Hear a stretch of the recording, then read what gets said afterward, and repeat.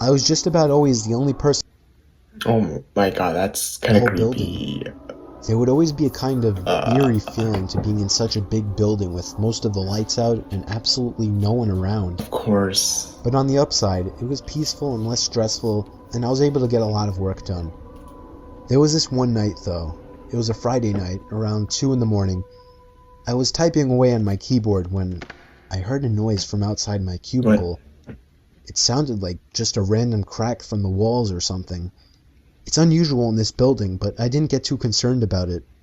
I resumed typing away and was once again interrupted by a sound. This time, the sound of a computer Is starting he all up. by himself?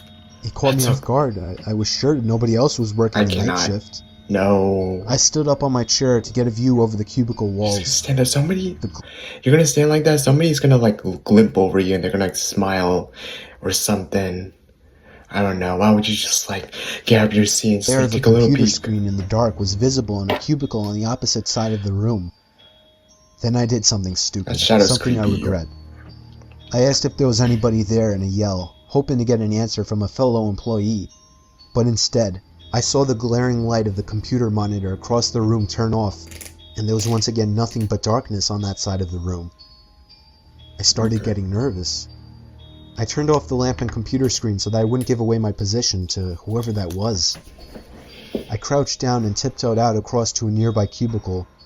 There was just utter silence. I sat waiting for something to happen for God knows how long, but I eventually decided the coast was clear. I tiptoed down past all the cubicles until I reached the opening near the exit door to the stairs and elevators, and that's when I realized that my fearful suspicion was true.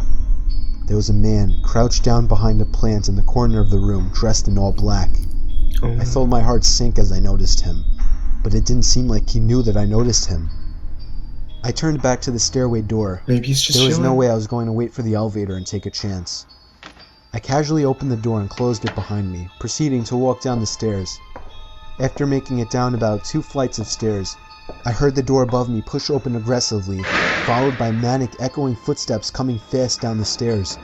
Oh my god. I raced down the stairs, running as fast as I could, all while the footsteps above me were getting louder. I finally made it to the first floor, raced through the lobby, and out the front door. Okay. Whoever was Okay. in there didn't follow me. I immediately I mean, called the you cops, just got along with lucky. one of my bosses. Is he My from boss solo said no one was leveling? scheduled to work except for me. Okay. The cops scanned the place from top to bottom. There was no one in there. I couldn't help them out with any There's always no description one. other than he was wearing all black. I did continue to do the night shift for about a week after that, with my boss allowing me to lock all possible entrances to the floor, including the elevators. But I still wasn't comfortable with it, so ever since, I've been doing the day shifts. So there you go. Don't do night shifts. Me personally, never. No.